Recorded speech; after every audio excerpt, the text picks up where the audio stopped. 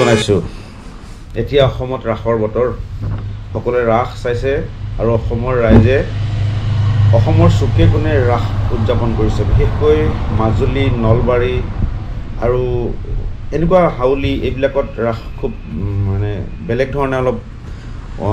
অনুষ্ঠিত কৰে যিখিনি মানে অসমৰ বিভিন্ন ঠাইত নকৰে সকলো ঠাইতে পাতে মাজে মাজে পাতে কিন্তু উৎসৱ হিচাপে মোটামুটি মাজুলী আৰু নলবাৰীতে আমি কৰা দেখো গতিকে ৰাসৰ বতৰ দেৰিকৈ হলেও ৰাসৰ শুভেচ্ছা জ্ঞাপন কৰিছো সকলোকে ভগৱান শ্ৰীকৃষ্ণ সকলোকে আশীষ প্ৰদান কৰক সকলো কুশলে থাকক এটা কথা হ'ল আজি এটা ভিডিঅ' লৈ আহিছো আপোনালোকলৈ মাজুলীৰ এখন বিশেষ মঞ্চৰ পৰা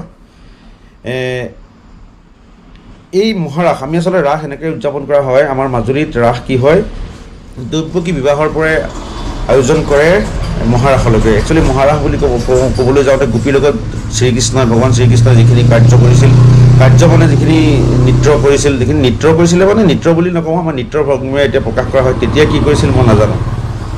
তেখেতে যিখিনি লীলা কৰিছিল লীলা বুলি ক'ব লাগিব সেই লীলাৰ ভিতৰত ৰাসলীলা এক অন্যতম আৰু এই ৰাসলীলা আমাৰ মাজুলীত অলপ বেলেগ ধৰণে অনুষ্ঠিত কৰা হয় কিয়নো সকলো নৃত্যৰ ভংগীমাৰে প্ৰতিটো নৃত্যৰ প্ৰতিটো মুদ্ৰাৰ এক বিশেষ বৈশিষ্ট্য আছে আৰু সেই স্বকীয়তা বজাই ৰাখি মাজুলীৰ ৰাস আছে কাৰণে বহুত লোকে একচুৱেলি এনেকুৱা হয় মাজুলীলৈ আহি ৰাস চোৱাৰ পিছত কি হয় প্ৰথমৰ পৰা যদি ড্ৰামা থাকে এইখিনি চাই গুচি যায় হয়তো ড্ৰামা ক্ষেত্ৰত মাজুলী কিছু পিছপৰা বুলিও মই ক'ব বিচাৰিলেও কৈছোঁ আৰু হ'ব পাৰে কিছুমানৰ মন্তব্য পাওঁ কিন্তু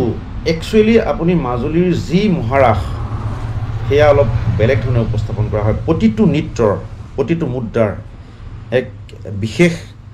তাৎপৰ্য আছে গতিকে এনেকুৱা এটা ভিডিঅ' লৈ আহিছোঁ একেবাৰে শেষৰ মহাৰাসৰ একেবাৰে শেষৰ যিখন নাচ যিখন নৃত্য কেনেকৈ ভগৱান ৰাসলীলা আমাৰ উদযাপন কৰা হয় শ্ৰীকৃষ্ণ ৰাসলীলা মই দেখাবলৈ বিচাৰিছোঁ ভিডিঅ'টো চাব কিন্তু এটা কথা অনুৰোধ কৰিম ভিডিঅ'টো শ্বেয়াৰ কৰি দিব বহুতে মানে কি ৰাসখন শেষলৈকে নাচায় কাৰণ আমাৰ ইয়াতে 8:30 বজাতে ৰাস আৰম্ভ হৈ যায় আৰু গৈ ৰাতিপুৱা 5-6 বজাত শেষ হয় বহুতে চাব ইচ্ছা কৰে কিন্তু থাকি যায় মনৰ কামনা গতিকে আপুনি যদি চাইছে ভিডিঅ'টো আপুনি এই ভিডিঅ'টো শ্বেয়াৰ কৰি দিব যাতে সেই সকলৰ মনোকামনা পূৰ্ণ হয় যে ৰাসখন চাবলৈ পায় একচুৱেলি মহাৰাসনো কি আৰু একেবাৰে শেষত যেতিয়া মানে ভগৱান শ্ৰীকৃষ্ণই গোপী যেতিয়া স্বাৰ্থ জড়িত হৈছিল তেতিয়া অন্তৰ্ধান হৈছিল পুনৰ যেতিয়া আহি পেলাই ভগৱান শ্ৰীকৃষ্ণই সেই ৰাস কৰিছিল সেই ৰাসৰ এটা মই ভিডিঅ' আগবঢ়াইছোঁ বক্তব্য বেছি নাৰাখোঁ সেইকাৰণে মই ছুটি কৰি দিছোঁ ভিডিঅ'টো চাব কিন্তু কমেণ্ট কৰি জনাব এই ৰাস কেনেকুৱা পালে আৰু ভিডিঅ'টো কিন্তু শ্বেয়াৰ কৰিব দেই ধন্যবাদ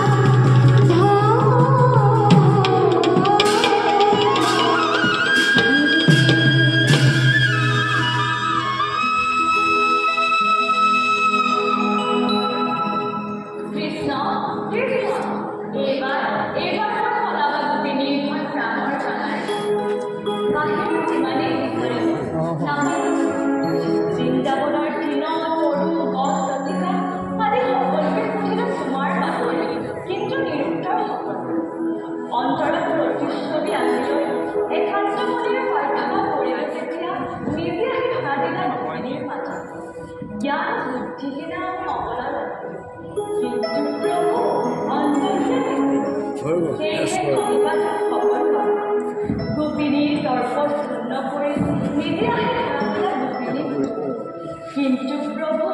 জন্মে জন্মান্তৰে নকৰা বঞ্চিতে হত ৰাজন কৰ ঢালিবেছ অন্তৰ সকলো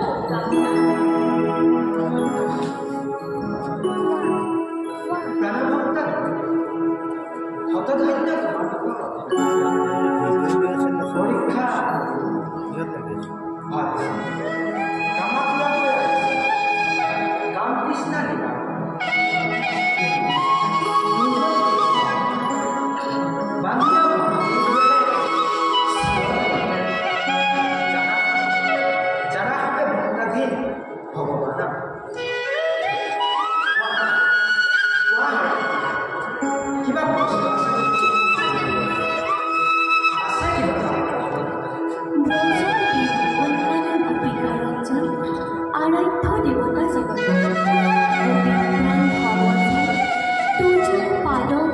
যুগলৈ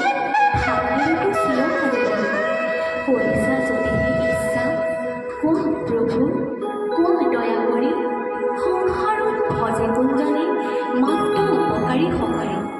উপকাৰী অপকাৰী নকৰি বিচাৰ উভয়কে ভজে কোনজনে কিম্বা উপকাৰী অপকাৰী দুয়োবিধকে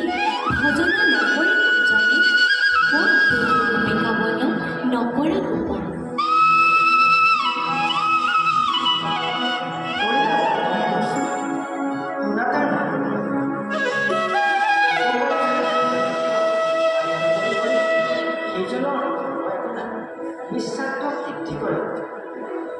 উপকাৰী অপকাৰী কৰিছা সমভাৱে সকলোকে যিজন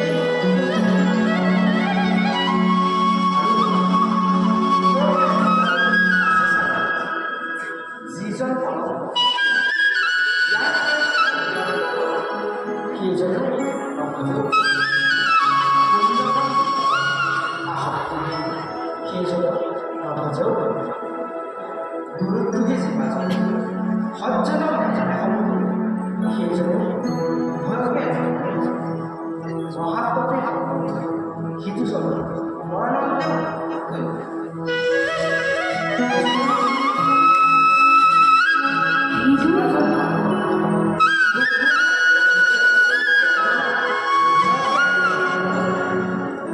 সিজনৰ